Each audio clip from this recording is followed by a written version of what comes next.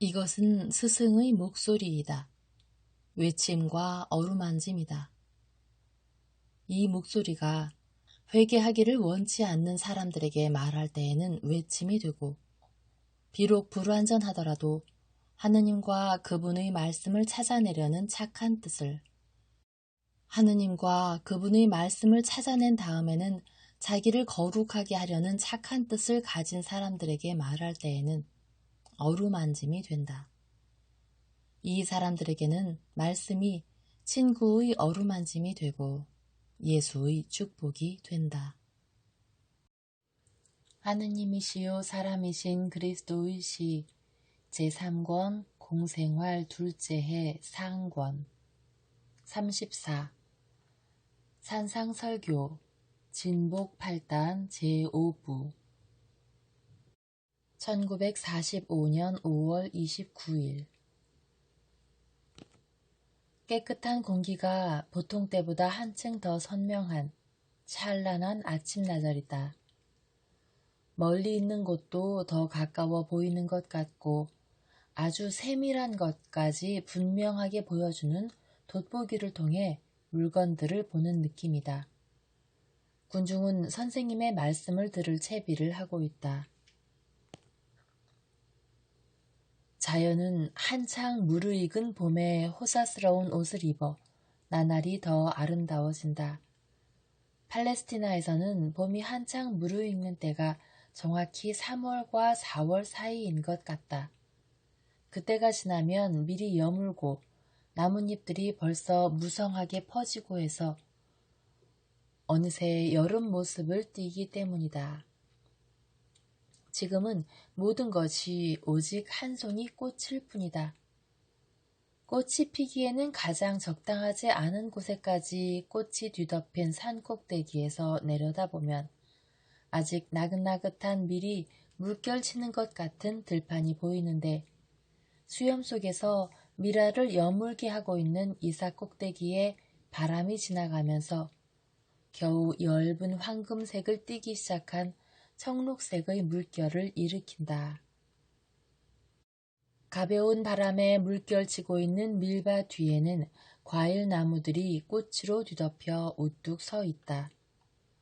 어마어마하게 큰 분바르는 분첩 같기도 하고 또는 희거나 아주 엷은 분홍색 또는 짙은 분홍색 또는 아주 새빨간 실을 뭉쳐놓은 것 같기도 하다. 보속을 하는 고행자와 같은 옷을 입고 명상에 잠긴 것 같은 올리브 나무는 기도를 드리는데 그것들의 기도는 눈같이 작은 하얀 꽃으로 변하지만 아직은 그렇게 확실하지는 않다. 분홍빛 도는 설화석고 같은 헤르몬산의 꼭대기는 태양의 입맞춤을 받고 거기에서 금강석 실 2줄기를 흘려내린다. 여기에서 보면 그 실들은 햇빛을 받아 환상처럼 반짝이다가 푸른 숲 속으로 사라져 버린다. 그러다가 계곡에서야 다시 보게 되는데 거기에서는 그것들이 물줄기를 만들어 여기서는 보이지 않는 메론 호수 쪽으로 흘러간다. 그러다가 메론 호수에서 요르단강의 아름다운 물을 만나 함께 나와서 그 다음에는 태양이 보석을 온통 흩뿌려 놓고 빛을 비추는 듯 반짝이는 엷은 사파이어 빛깔의 갈릴레아 바다로 흘러 들어간다. 기묘한 정원들과 들판에 둘러싸인 저 고요하고 빛나는 거울 위를 차례로 지나가는 돛담배들은 하늘에 있는 또 하나의 바다를 누비고 다니는 가벼운 구름의 인도를 받는 것 같다. 정말이지 이 봄날, 이 아침 시간에 자연은 미소를 짓고 있는 것 같다. 그리고 사람들이 끊임없이 몰려오고 또 몰려온다. 사방에서 올라오는데 노인들도 있고 건강한 사람들과 병자들도 있고 아기들도 있고 그들의 생활을 하느님의 말씀의 축복으로 시작하기를 원하는 젊은 부부들도 있고 거지들도 있고 넉넉한 사람들도 있다. 이런 사람들은 사도들을 불러 아무것도 가진 것이 없는 사람들을 위하여 헌금을 하는데 어떻게나 숨어서 그 일을 하는지 꼭 고백을 하는 것 같다. 토마는 그들의 배낭 중에 하나를 가지고 와서 그 돈의 보물을 닭의 모이나 되는 듯이 모두 침착하게 배낭 속에 모아 넣는다. 그리고는 전부를 예수께서 말씀하신 바위 곁으로 가지고 와서 기뻐 웃으며 말한다. 선생님, 기뻐하십시오. 오늘은 모든 사람에게 줄 수 있을 만큼 있습니다. 예수께서는 빙그레 웃으시며 말씀하신다. 그리고 슬픈 사람들이 빨리 기뻐할 수 있게 바로 시작하자. 너와 너의 동료들은 병자와 가난한 사람들을 찾아내서 앞으로 데려오너라. 이 일은 비교적 짧은 시간에 이루어진다. 그것은 이러이러한 사정 이야기를 들어야 하는데 토마가 사람들이 볼 수 있게 바위로 올라가서 그 큰 목소리로 몸이 아픈 분들은 모두 내 오른쪽 그늘이 있는 저리로 가시오 하고 외쳐서 효율적으로 조직을 하지 않았더라면 시간이 훨씬 더 많이 걸렸을 것이다. 유별나게 크고 아름다운 목소리를 가진 가리옷 사람도 토마를 본받아 외친다. 동양을 받을 권리가 있다고 생각하는 사람들은 모두 이리로 내 둘레로 오시오. 그리고 선생님의 눈은 사람들의 마음속을 읽으시니까 거짓말을 하지 않도록 단단히 조심하시오. 군중은 웅성거리면서 병자들과 가난한 사람들과 그저 가르침만 기다리는 사람들 이렇게 세 집단으로 나누인다. 그러나 이 마지막 부류의 사람들 가운데 두 사람, 그 다음에는 세 사람이 건강도 돈도 아닌 그러나 그런 것보다도 더 중요한 어떤 것이 필요한 것 같다. 여자 한 사람과 남자 두 사람이다. 그들은 제자들을 쳐다보고 또 쳐다보고 하면서 감히 말을 하지 못한다. 열성당원 시몬이 근엄한 태도로 지나간다. 그리고 베드로는 바삐 돌아다니면서 장난꾸러기 연하문 명에게 끝까지 조용히 있으면 올리브를 주마고 약속하고 선생님이 말씀하시는 동안 시끄럽게 굴면 뺨을 때리겠다고 말을 한다. 나이 들고 근엄한 바르톨로메오가 지나가고 그 다음에는 마테오와 필립보가 빽빽한 군중 사이를 뚫고 나오기가 어려웠을 불구자를 안고 온다. 그 다음에는 주님의 사촌들이 눈이 거의 먼 거지와 나이가 얼마나 되는지 알 수 없는 불쌍한 여인을 붙잡고 오는데 여인은 울면서 야고보에게 그의 모든 불행을 이야기한다. 다음에는 제베데오의 야고보가 틀림없이 병이 들었을 가엾은 어린 소녀를 어머니에게서 받아 안고 오는데 어머니는 몹시 걱정이 되어 군중이 딸을 건드리지 못하게 하려고 그를 따라온다. 마지막으로 떨어질 수 없는 두 사람이라고 할 수 있는 안드레아와 요한이 지나간다. 떨어질 수 없는 두 사람이라고 한 것은 요한이 거룩한 어린이와 같은 조용한 성질로 인하여 모든 동료와 어울리지만 안드레아는 수줍은 성격이라 고기잡이와 세례자의 제자로서 오랜 시간 동료가 되었던 이와 같이 있기를 더 좋아하기 때문이다. 이들은 산의 갈림길에 있으면서 군중들을 선생님이 계신 자리로 안내하였었다. 그러나 이제는 돌투성이의 산길에 다른 순례자들이 보이지 않는다. 그래서 두 제자는 그들이 받은 헌금을 가지고 선생님께로 가려고 합친다. 예수께서는 벌써 병자들에게로 몸을 구부리고 계신데 사람들은 기적이 일어날 때마다 기쁨의 함성을 지른다. 몹시 고민하는 듯한 여인이 용기를 내서 안드레아와 말을 하면서 웃고 있는 요한의 옷을 끈다. 요한은 몸을 구부리고 아주머니 왜 그러십니까? 하고 묻는다. 선생님께 말씀을 드리고 싶어요. 병이 있으니까 가난하지는 않으신 것 같은데 저는 병자가 아니고 가난하지도 않아요. 그렇지만 저는 선생님이 필요합니다. 열이 없는 병도 있고 가난하지 않은 불행도 있으니까요. 그런데 제 불행은요. 그러면서 여인은 운다. 안드레아, 알겠지? 이 여자는 슬픈 일이 있어서 선생님께 말씀을 드리고 싶은 것 같아. 어떻게 하지? 안드레아는 여인을 보며 말한다. 틀림없이 알리기가 괴로운 일일 거야. 여인은 그렇다는 표로 머리를 끄덕거린다. 안드레아가 다시 말한다. 울지 마세요. 요한, 이 여자를 우리 천막으로 데리고 가게. 선생님을 그리로 모셔갈 테니까. 그러자 요한은 빙그레 웃으면서 지나가게 비켜달라고 청하고 그동안 안드레아는 예수께로 가려고 반대 방향으로 간다. 그러나 고민하는 두 남자가 이들이 거동을 살피다가 그중 한 사람은 요한을 붙들고 또 한 사람은 안드레아를 붙잡는다. 그래서 조금 후에는 그 두 남자가 요한과 여인과 함께 천막의 벽노릇을 하는 나뭇잎이 우거진 뒤쪽에 가 있게 되었다.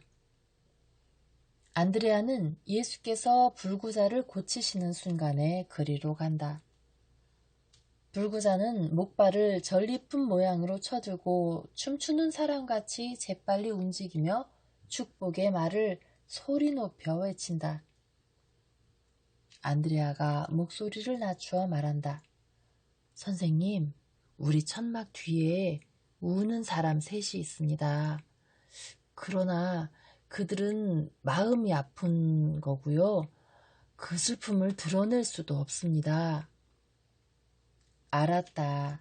나는 아직 이 여자아이와 이 엄마를 돌봐야 한다. 그런 다음 가마. 그들에게 가서 믿음을 가지라고 일러라. 안드레아는 간다. 그동안 예수께서는 엄마가 다시 아는 여자아이를 내려다보시며 너 이름이 뭐니? 하고 물으신다. 마리아요. 그럼 내 이름은 뭐냐? 예수요. 하고 여자아이가 대답한다. 그럼 내가 누구냐? 몸과 영혼에 좋은 일을 하려고 오신 주님의 메시아예요. 누가 그 말을 했니? 나를 살리려고 선생님께 바라는 엄마, 아빠가요. 살아라. 그리고 착하게 굴어라. 여자아이는 척추를 앓는 것 같았다. 나이가 7살은 넘어 보이는데도 손밖에 움직이지 못하고 겨드랑이에서 엉덩이 위까지 아주 단단하고 두꺼운 붕대로 칭칭 감겨 있었기 때문이다. 어머니가 붕대를 보이려고 작은 옷을 벌렸기 때문에 그것을 볼 수 있다. 여자아이는 잠시 동안 가만히 있다가 엄마의 품에서 땅으로 미끄러져 내려오더니 무슨 병을 앓는지 알 수 없는 여자 병자를 고쳐주고 계신 예수께로 달려간다. 병자들은 모두가 원하던 대로 되었다. 그래서 하느님의 영광이요 우리의 영광이신 다윗의 후손을 찬양하는 수많은 군중 속에서 제일 크게 외치는 것이 이 사람들이다. 예수께서는 천막 쪽으로 가신다. 가리옷의 유다가 외친다. 선생님, 이 사람들은요? 예수께서는 돌아다 보시며 말씀하신다. 거기서 기다리라고 하여라. 그 사람들도 위로를 받을 것이다. 그리고는 나뭇잎이 우거진 뒤로 안드레아와 요한과 더불어 고민을 하는 세 사람이 있는 곳으로 빨리 가신다. 우선 여인을 보자. 저 수풀 속으로 나를 따라오시오. 겁내지 말고 말하시오. 주님, 제 남편이 매춘부 때문에 저를 버렸습니다. 저는 아이가 5인데 막내는 2살이에요. 제 고통은 큽니다. 그리고 저는 제 아이들을 생각합니다. 남편이 아이들을 데려가려는지 제게 남겨두려는지 모릅니다. 사내 아이들은 적어도 마쥐는 데려가겠지요.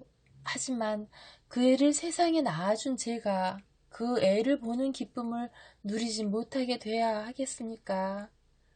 그리고 그 애들이 아버지와 저를 어떻게 생각하겠습니까? 저희들 중에 한 사람은 나쁘게 생각할 것이 틀림없습니다. 그런데 저는 애들이 아버지를 비판하는 것을 원치 않습니다. 울지 마시오. 나는 삶과 죽음의 주제자요. 당신 남편은 그 여자와 결혼하지 않을 것입니다. 평안히 가시오. 그리고 항상 착하게 사시오. 그렇지만 주님이 그를 죽게 하지는 그건 아니겠지요. 주님, 저는 남편을 사랑합니다. 예수께서는 미소를 지으신다. 나는 아무도 죽이지 않겠습니다. 그러나 제 할 일을 할 사람이 있을 것입니다. 그러나 마귀가 하느님보다 높지 않다는 것을 아시오. 당신의 마을로 돌아가면 악한 여자가 죽임을 당했다는 것을 알게 될 것이고 그 일로 하여 당신 남편은 자기가 무슨 짓을 할 참이었는지를 깨달아서 당신을 새로워진 사랑으로 사랑하게 될 것입니다. 여인은 그의 머리에 얹으신 예수의 손에 입맞춤을 하고 떠나간다. 두 남자 중에 한 사람이 온다. 주님, 저는 딸이 하나 있습니다. 그런데 불행히도 그 애가 친구들과 같이 티베리아에 갔었는데 독약을 먹은 것과 또 같습니다. 그 애는 미친 사람처럼 돼서 돌아왔습니다. 그 애는 그리스인과 같이 가려고 했어요. 그러다가 아니에요. 어쩌다가 그런 애를 낳았을까요? 제 애미는 화병이 났습니다. 어쩌면 그 병으로 죽을지도 모릅니다. 저는 지난 겨울에 선생님의 말씀을 들어서 그 애를 죽이지 않을 수 있었습니다. 그렇지만 솔직히 말씀드려서 제 마음은 벌써 그 애를 저주했습니다. 안 됩니다. 아버지이신 하느님께서는 이미 저지른 끈덕진 죄만 저주하십니다. 그런데 내게서 무엇을 바라십니까? 주님께서 그 애를 뉘우치게 해주시기를 바랍니다. 나는 당신의 딸을 알지 못하고 당신의 딸이 분명히 내게로 오지도 않는걸요. 그렇지만 주님은 멀리서도 마음을 바꾸실 수 있습니다. 누가 저를 주님께로 보냈는지 아십니까? 구자의 요한나입니다. 요한나가 그 고약한 그리스 사람을 아는지 물어보려고 요한나의 저택에 갔을 때 요한나는 예루살렘으로 떠나려는 참이었습니다. 저는 요한나가 티베리아에 살고 있으면서도 착하기 때문에 그 그리스 사람을 알지 못할 것으로 생각했습니다. 그렇지만 또 쿠자는 이방인들과의 교제가 있기 때문에 요한나는 그 남자를 모릅니다. 그러나 제게 이렇게 말했습니다. 예수님을 가서 만나보세요. 예수님은 내 영을 아주 먼 곳에서 도로 불러오셨고 그렇게 불러오시는 것으로 내 폐병을 고쳐주었어요. 예수님이 따님의 마음도 고쳐주실 것입니다. 나도 기도하겠으니 선생은 믿음을 가지세요 하고요. 선생님이 보시다시피 저는 믿음을 가졌습니다. 선생님, 불쌍히 여겨주십시오. 당신의 딸은 오늘 저녁이 되면 어머니 무릎에 엎드려 울면서 용서를 빌 것입니다. 당신도 어머니와 같이 친절을 베풀어 용서하시오. 과거는 죽었습니다. 그러겠습니다. 선생님, 하라시는 대로 하겠습니다. 그리고 선생님은 찬미 받으십시오. 그는 떠나려고 돌아선다. 그러다가 다시 돌아와서 말한다. 선생님, 용서하십시오. 하지만 저는 겁이 납니다. 음란은 아주 못된 마귀입니다. 선생님의 옷에 섬유를 한 가닥만 주십시오. 그걸 딸의 베개 밑에 넣어주겠습니다. 그 애가 자는 동안에 마귀가 유혹을 하지 않을 것입니다. 예수께서는 빙그레 웃으시며 고개를 저으신다. 그러나 예수께서는 당신이 더 안심하도록 그렇게 하지요. 그러나 하느님께서 내가 이렇게 되기를 원한다고 말씀하시면 다른 것이 필요 없이 마귀가 가버린다는 것을 믿으시오. 나는 당신이 이것을 내 기념품으로 간직하길 바랍니다. 하고 말씀하셔서 그를 만족시켜 주시고 당신 옷의 술에서 작은 뭉치 하나를 떼어 주신다. 셋째 사람이 나타난다. 선생님, 저희 아버지는 돌아가셨습니다. 저희들은 아버지가 돈을 많이 가지고 있는 줄로 믿고 있었습니다. 그런데 저희들은 돈을 발견하지를 못했습니다. 저희 형제들끼리가 먹을 게 없진 않으니까 그거는 큰 문제는 되지 않았을 것입니다. 근데 제가 맞이어서 아버지를 모시고 살았는데 제 두 아우가 저더러 돈을 도둑질했다고 저한테 소송을 하겠다고 합니다. 제 마음이 어떤지 아시겠지요? 저는 동전 한 입도 훔치질 않았습니다. 아버지는 돈을 작은 궤 안에다가 쇠로 만든 작은 상자에다 넣어서 보관을 했었거든요. 아버지가 돌아가시자 저희들이 작은 궤를 열어보았는데 쇠로 만든 상자가 거기에 없었습니다. 아우들은 오늘 밤 우리가 자는 동안에 형이 금괴를 가져갔어 하고 말합니다. 그것은 사실이 아닙니다. 저희들 사이에 평화와 존경을 회복하도록 저를 도와주십시오. 예수께서 그를 똑바로 들여다보시며 빙그레 웃으신다. 선생님, 왜 웃으십니까? 당신 아버지가 죄인이기 때문입니다. 장난감을 누가 가져가지 못하게 감추는 어린아이와 같은 잘못이지요. 하지만 제 아버지는 인색하진 않았습니다.